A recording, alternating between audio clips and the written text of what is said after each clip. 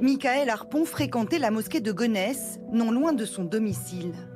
Converti à l'islam il y a 10 ans, il assistait régulièrement aux prières du matin et du soir. Abdelaziz était l'un de ses amis. Il décrit une pratique simple et non radicale de l'islam selon lui. C'est personne qui est loin qui est vraiment à l'opposé de ses idées. C'est quelqu'un qui prône la paix, la justice, c'est quelqu'un qui est intègre, c'est quelqu'un qui est d'une honnêteté. Donc c'est une personne qui véhicule les valeurs que moi je porte. Et je pense que c'est ça surtout qui nous a unis.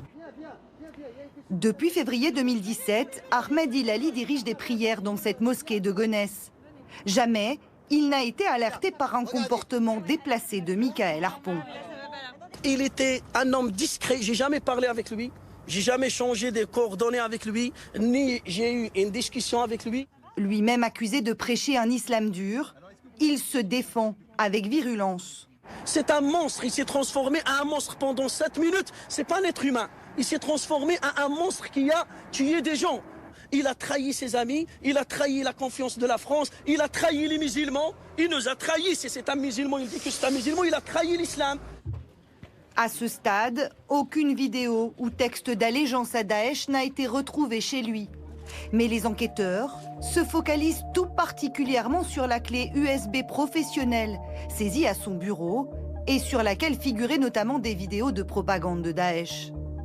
Parmi les 160 enquêteurs mobilisés sur l'affaire, une centaine se concentrent tout particulièrement sur cette clé qui contenait des copies de mails, des éléments de dossier, des notes de service, ainsi que des trombinoscopes de ses collègues. Au sein de la DRPP, de la direction du renseignement de la préfecture, on craint que ces données aient fuité. Pour l'instant, c'est l'interrogation. Est-ce que Michael Harpon a pu donner ces données qu'il avait stockées, ces données informatiques? Est-ce qu'elles ont été servies à des entreprises en lien avec du terrorisme? Mais visiblement, eh bien, cet assaillant avait été prudent puisqu'il a totalement crypté ces données. Voilà pourquoi les exploiter, eh bien, cela prendra beaucoup de temps.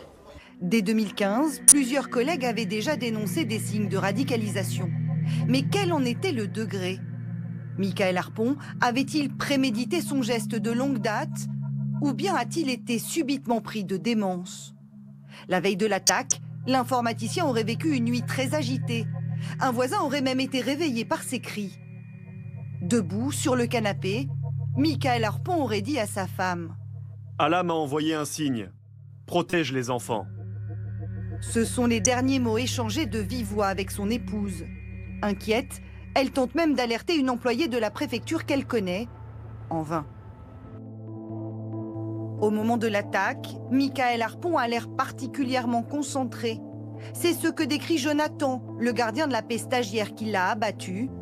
Lors de son audition, il raconte avoir vu l'assaillant s'avancer vers lui, le regard vide et déterminé. L'attaque a profondément choqué. Pour ces policiers, il y avait un grand questionnement. C'est-à-dire comment ça a pu arriver, comment ça peut arriver, pourquoi on n'a rien vu. Ils étaient très impactés, très angoissés, très éprouvés. C'était important pour eux de trouver un lieu d'accueil, d'écoute, neutre pour eux.